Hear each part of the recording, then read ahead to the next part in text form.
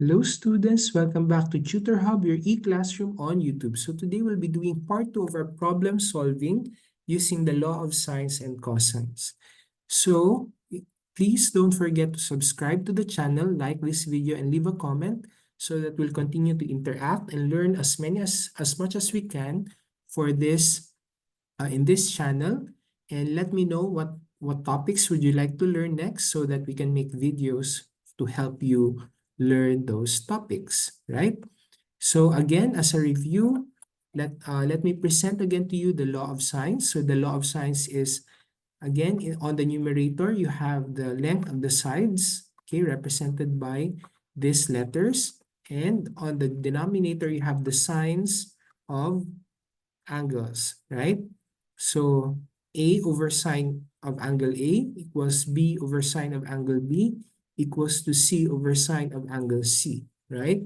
So I hope by now you're able to remember this and put this to heart so that you'll be able to use this to solve problems on the laws of sines and on the laws of sines. Then for the law of cosines, remember it's a squared equals b squared plus c squared minus 2bc times cosine A. B squared is equal to a squared plus c squared minus 2ac times cosine B. And c squared equals a squared plus b squared minus 2ab times cosine C. Right? And when do we use this particular laws? Remember, for condition 1, if you have one side plus two angles, right? So let's draw the triangle again. One side A and two angles A and B. Then you use the law of sines. If you have two sides and one included angle, you have A and B and angle C here, the included angle, then we use the law of cosines. If you have three sides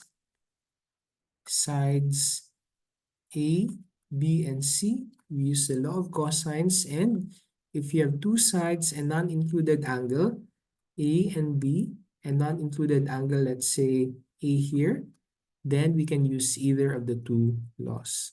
Okay? So let's say we have this particular triangle. We're given two sides and an included angle, right? So based on what we had on the previous slide, which law do we need to use, right? So from here, we use the law of cosines, right?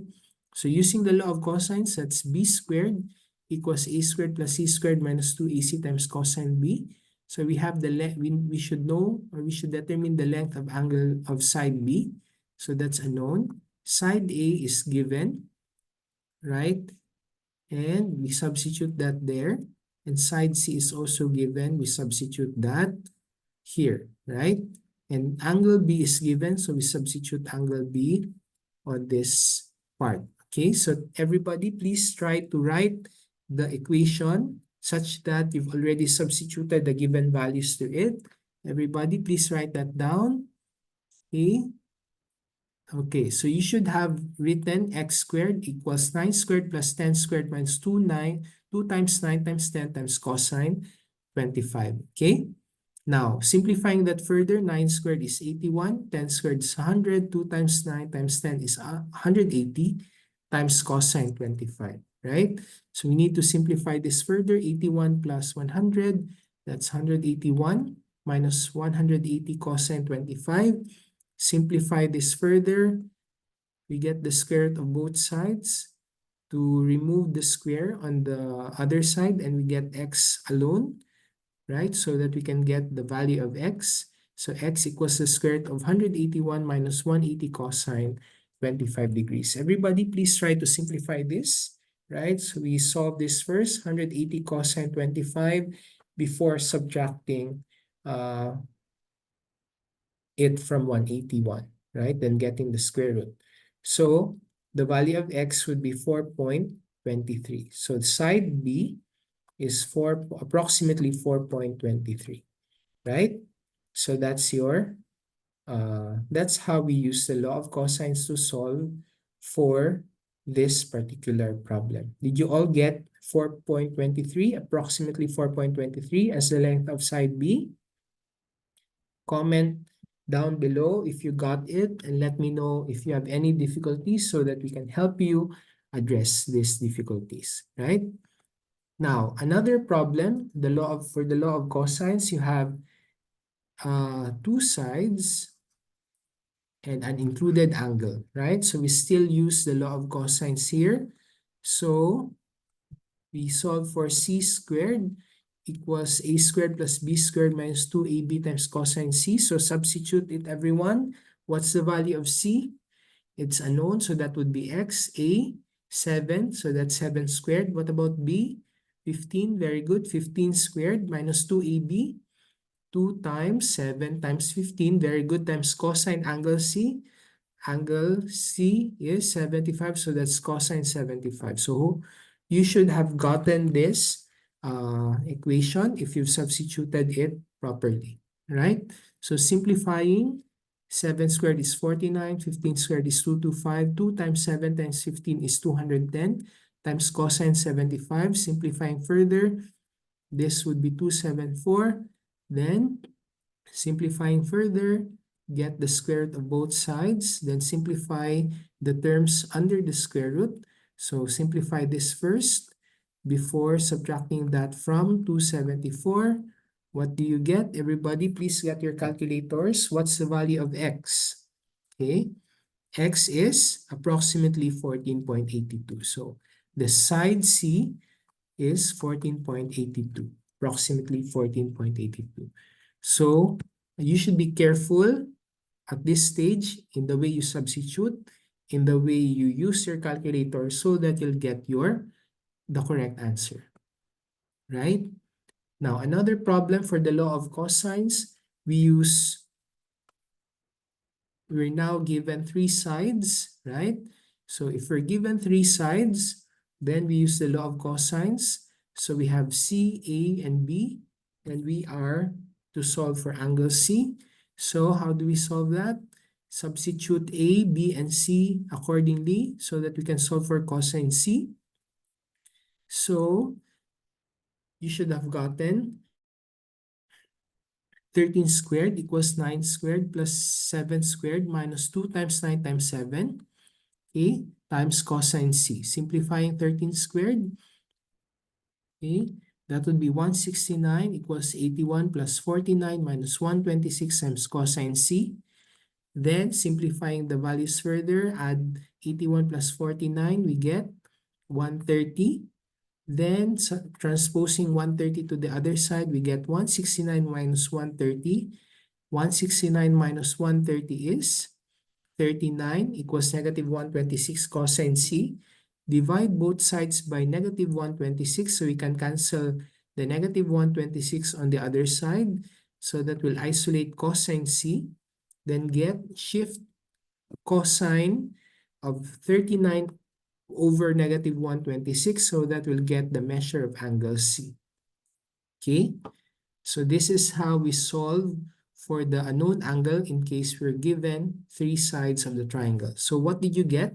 What is the measure of angle C? Everybody click shift cosine 39 over negative 126. Shift cosine parenthesis 39 over negative 126. What did you get, students? Everybody use your calculators. Very good. So angle C is approximately 108.03 degrees. Okay, 108.03 degrees. Very good. Were you all able to get the correct answer? Very good. So I hope you got that right. Now let's have this exercise. Illustrate the triangle and solve for the unknown. Show your solution and box or encircle your final answer. So you have a triangle ABC. Measure of angle A is x, right? So x, angle A is unknown. Then side A is 10, side B is 17. This is angle B, and side C is 11. Okay, so you have three sides and one unknown angle. Okay, so that's triangle ABC. Were you able to draw the triangle correctly? A is 10, B is 17, angle A is unknown, and side C is 11. So because we have three sides and one unknown angle, we use the law of cosines. So substituting a squared equals b squared plus c squared minus 2bc times cosine a. So solving for cosine a, right? So we substitute a, b, c to this particular equation. So substituting correctly, you have 10 squared equals 17 squared plus 11 squared minus 2 times 17 times 11. Then simplifying 100 equals 289 plus 121 minus 374 times cosine A. So simplifying 289 plus 121, that's 410. Transposing this to the other side, we get 100 minus 410 equals negative 374 cosine A.